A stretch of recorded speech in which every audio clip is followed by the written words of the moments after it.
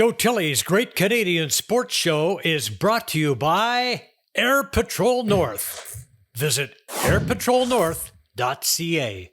Our guest today, he was a heck of a golfer and even better as he got older. Fred Funk, Joe Tilley's Great Canadian Sports Show, coming up.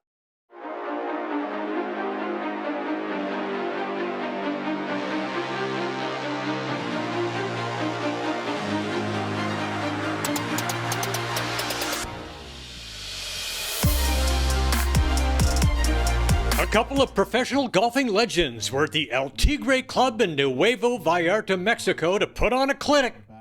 Fred Funk, who has 29 professional victories on his resume, and Peter Kostis, a renowned teacher who spent 25 years as a TV golf analyst. Kostis, whose students include Paul Casey, Steve Elkington, and Bernard Langer, showed he could hit the ball 200 yards while sitting down. He has developed a number of teaching aids, including the water bag, to develop a solid and consistent swing.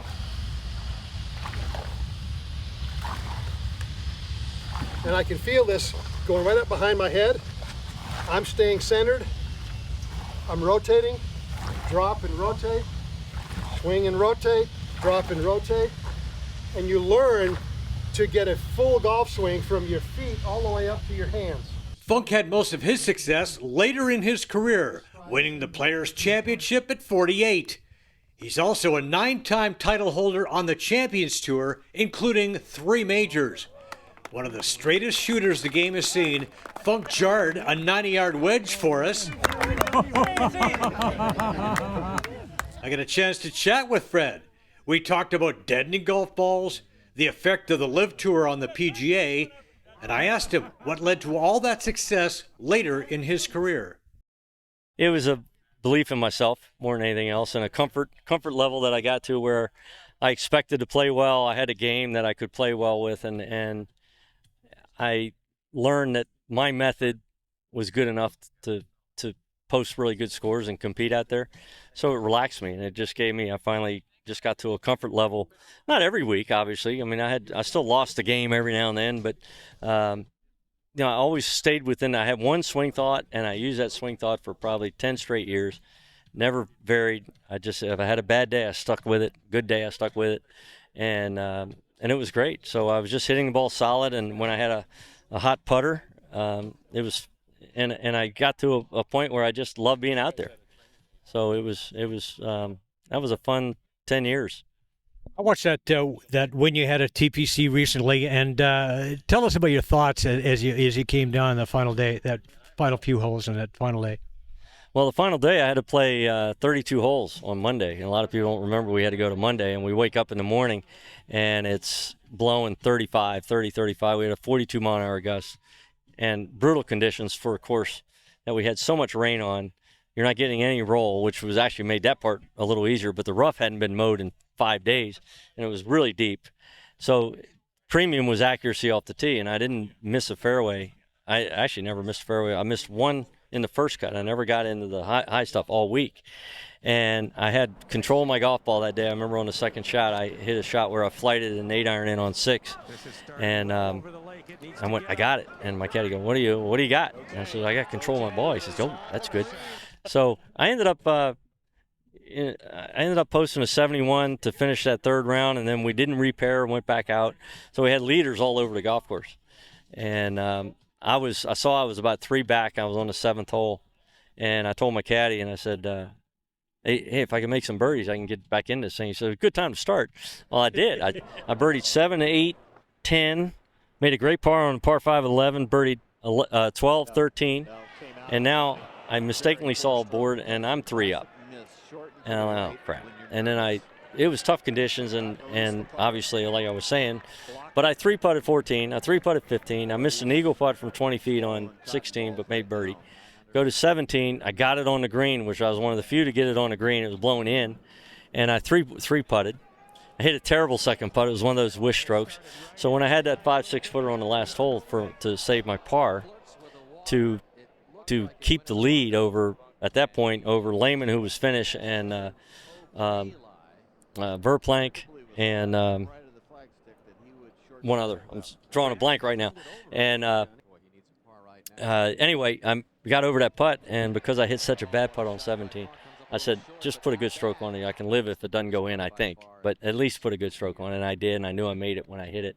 And then I dodged the last two coming in, and one by one. So yeah, it was to win that big a tournament at my home base at that point, and it was amazing, really. You know, you talked a little bit about your physical issues that you've had over the last few years, but it seems that seems to be behind you now. No, I'm in less pain. I just lost 30 yards off the tee, and I can't compete where I hit it. If I could, even the days I feel really good, I just can't generate the speed that I had. Not that I was fast before, but now I'm really slow, and I'm still working at it. I can't work at it as hard as I can, and my wrist right now is really a mess. So that could be the career ender if it doesn't get better, because it just, some days it hurts so bad I can't even hold the club much. I swing it. So I got to get something done with that. Yeah, time will tell on that one. I want to just talk again, like looking back at your career, consistency, especially off the tee. I mean, 5 years in a row, you were number one on the tour, I think, in driving accuracy. 13 out of 14 years, I believe, you made the top 5 on the PGA Tour in driver accuracy. What was it about your tee shots that made you so invincible that way? Well, just straight. I learned to hit it straight. I never had a lot of speed, so I didn't have a lot of lag. And also, if you don't hit it that far in the air, it doesn't have as much dispersion anyway. So the further you hit it, the more it's going to get sideways off the golf course. But I always hit the ball straight. I taught myself the swing from the One Move to Better Golf. And my downswing was the same plane as my backswing. So I didn't have any variance there. I didn't have many X factors that were going to take it off course. So I always hit the ball. I didn't really curve it much. I didn't hit big draws. I didn't hit big slices. It was pulls and pushes, little draws, little fades. So everything was minute, including the distance. But I was averaging about 272 to 278 back in those days, depending, which was good. I could compete at that. And I was fine. And that's when we didn't have the guys, 275 average then. Nowadays, that'd be dead last. And I was back in the pack, but the distance between me and the longest guys was maybe 20 yards. Now it's 80 yards. It's crazy how far they're hitting it. My son's one of those guys. He hits it so far, and he's trying to get out there. He's in the finals, like I was saying this week, and he flies at 320 yards. It's unbelievable. So that's the nature of the game now. And now they want to back the ball down, which I'm totally against. I said just make the driver smaller, make the head smaller.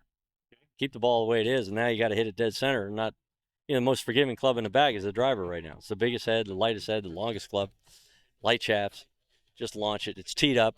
Everything makes it easy. So these guys have just learned that swing as hard as they can. They're going to hit it somewhere on the face, and it's going to get the hell out there. Well, now you make a smaller one, and you got to hit it back on, like when they had screws on the persimmons. Perfect. You had to hit it dead in the screws to get everything out of it. You're going to have to do that again that's what I think would be the fix. I think backing the ball down is not good. What about the LIV Tour? Any thoughts on LIV? Yeah, unfortunately, we're just in the tour was in a great spot before LIV came along. We had so many great young guys that were playing good and beating each other every week, and they were a great group of guys. And then they handpicked, picked a couple of guys off, and then they just got John Rahm. But it's really making a mess of things because we can't compete with that kind of money. How do you say no to that money? For one, I mean, you're set for, it's generational money. Harold Varner said that, and I think it was the best. And he was the first one. They said, well, we don't have to play as much, and we're not as road, and it's all about the family and all this other stuff. Bull crap. It's all about the money. And he was the first one that said, it's about the money. And that's what it is all about, and everybody knows that. But I don't know where it's going to go. The tour's behind the 8 ball right now. They don't have the leverage anymore. They were always the bully on the block, and they're not the bully anymore. They're trying to be, but they're not. And the players have got to figure that. I think the players have got to get there and figure out how they're going to do this. The sponsors didn't sign on. So a good example, Wells Fargo just pulled out. They didn't want to be an elevated event, which is a $20 million event. They were $10 million. So they signed up for 10. Now all of a sudden, during that contract, all this crap happens, and now They say, you're going to be a designated event. You need $20 million, which costs about $30 million to be a sponsor or whatever. And they said, we don't want to be. And they said, well, you're going to be. Well, they said, okay, then we'll sponsor this and we're out 2025. Domino effect may happen there, guys. So what happens is it's not sustainable. I don't know where it's going to go. I'm just hoping my son, if he qualifies this week and makes it to the Corn Ferry or the 5 spots that go straight to the Tour, that there's 1, 2, 3 years down the road here, we still have a Tour. And it's just not going to be these elite guys, a small little hand group that are protecting their own rear ends and saying, we got this, and they don't care about the guys that are the 100th on the money list or the Corn Ferry guys. We need to keep having a feeder system and make it healthy. You gotta showcase these young. You don't know who's going to be the next John Rahm or the next Max Homa or these household names, Cameron Smith and all these guys. So that's how they. Not very seldom you get a guy like Tiger just comes, or Phil that just comes out and they're the guy. So anyway, it's a mess.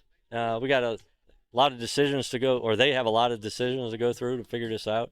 I'm worried about the Champions Tour because the Champions Tour might be very enticing for a lot of these companies where they can drop down and pay $3.5 million sponsor money for a week tournament and have a great time.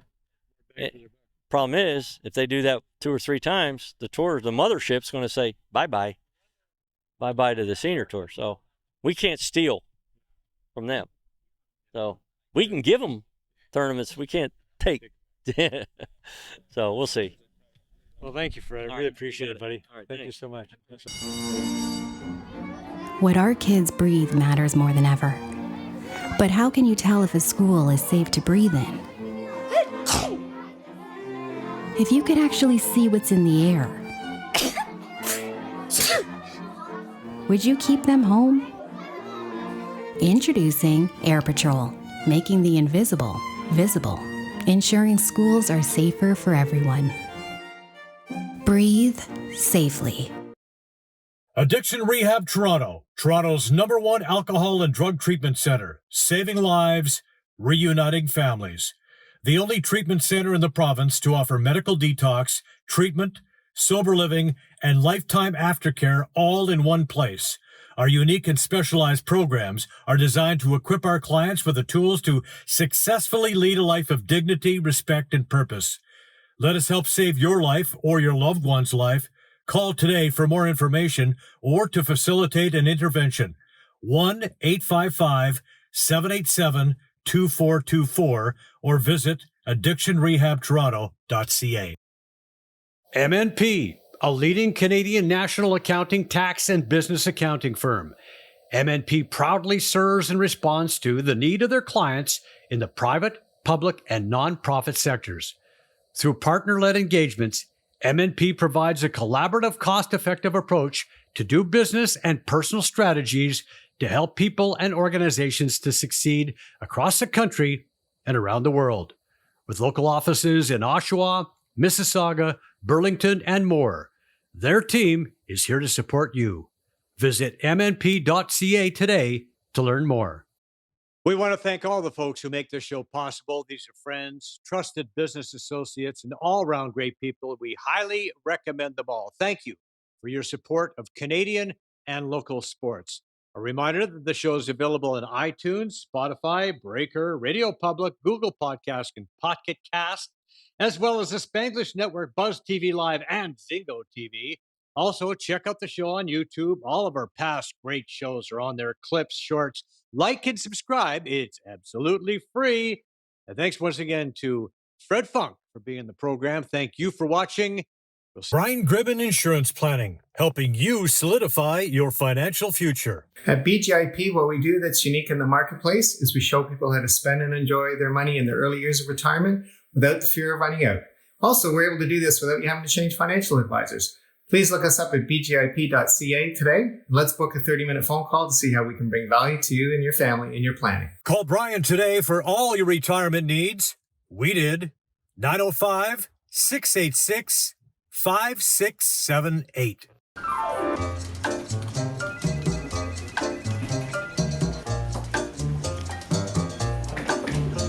Air quality at work matters more than ever. but there's no way to tell if a space is safe to breathe in. If you could actually see what's in the air, would you even come to work? Introducing Air Patrol, making the invisible visible, ensuring workplaces are safer for everyone. Breathe safely. Rooted in 60 years of tradition, Sleepy Hollow is a private golf club with a friendly community of members just minutes from Toronto. With mature trees and rolling fairways, Sleepy Hollow provides a challenging and enjoyable experience for passionate golfers. Enjoy great golf, amazing dining, and a picturesque patio second to none. Visit sleepyhollowcountryclub.com. Hi there, I'm Joe Tilley. Are you ready for an adventure of a lifetime? Next March, during the enchanting cherry blossom season, join me and my wife for an unforgettable 2-week journey to Japan and South Korea. In Japan, you'll experience the magic of the season as we visit the stunning Osaka Castle against a backdrop of cherry blossoms. Feed the adorable Sikadira at Nara Park, glide through picturesque landscapes on the famed bullet train, cruise on Lake Kawaguchi, and witness the awe-inspiring view of Mount Fuji. Relax in natural hot springs and savor a delightful Fuji dinner banquet while dressing in traditional robes. And of course, we'll dive into Tokyo's cutting-edge technology scene. In Korea, dress in elegant hanbok attire and step back in time at Cheongdokgung Palace. Wander through Andong Village, a true glimpse into Korea's rich heritage. Delight your taste buds with the flavors of Korean barbecue. We'll even visit the DMZ area to get a glimpse of mysterious North Korea. And guess what? This incredible journey is all yours for just $54.99, all-inclusive, with direct flights from Vancouver, or $58.99 from Toronto. Book now to unlock up to an extra $1,700 in upgrades and savings. Let's make some memories. Let's explore. Let's travel. Guests on Joe Tilley Sports receive a gift certificate from Classica Imports. Top of the line imported men's clothing. Check out the Classica Essential Collection now. Go to shopclassica.com.